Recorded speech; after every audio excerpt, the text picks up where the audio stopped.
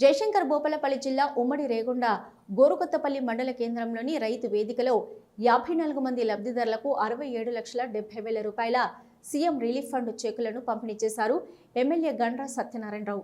అనంతరం మాట్లాడుతూ పేద ప్రజలను ఆర్థికంగా ఆదుకునేందుకు ప్రజా ప్రభుత్వం అనేక సంక్షేమ పథకాలు అమలు చేస్తున్నామని తెలిపారు.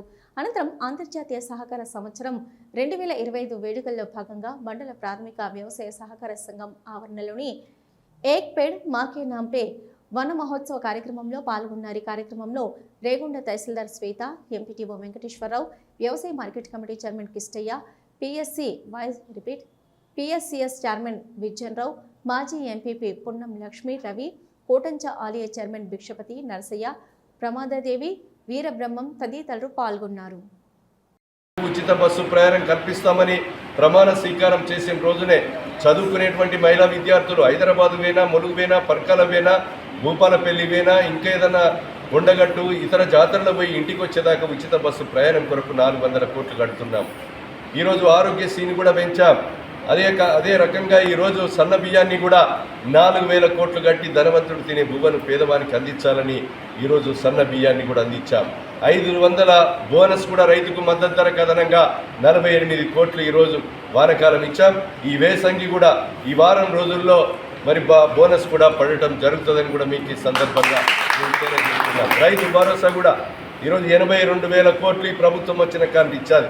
మొన్న 9 రోజుల్లోనే 9,000 కోట్ల రూపాయలు, 5,000 రూపాయలు ఉంటే 1000 పెంచి 6,000 రూపాయలకు ఈరోజు మనము రైతు భరోసా కూడా రైతు ఖాతాల్లో వేయించడం జరిగింది.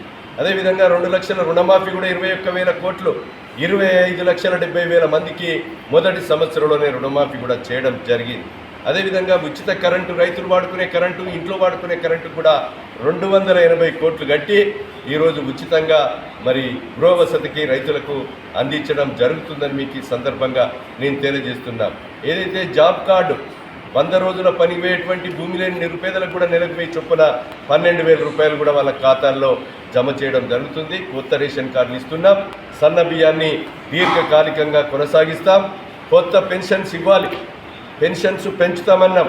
ఆర్థిక పరిస్థితిని బట్టి ఇంకో 6 నెలల్లో మరి అదే ఇంకో 2,000 బదులు ఒక 1000 పెంచి అదేవిధంగా కొత్త పెన్షన్స్ కూడా ఒక 6 నెలల్లో మరి ఇవ్వబోతున్నామని కూడా మీకు ఈ సందర్భంగా తెలియజేస్తున్నాం. గత ప్రభుత్వంలో దళిత గిరిజనకి 3 ఎకరాల భూమి అని ఇవ్వలేదు.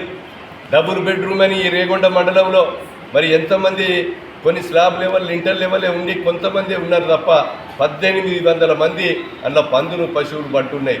ఆ 1,800 ఇండ్లు కడుతున్నాం. ఇందిరమ్మ ఇండ్లు 3,500 ఇండ్లను కూడా నిరుపేదలకు ఈరోజు మరి మొదటి దశలో ఇవ్వడం జరిగింది.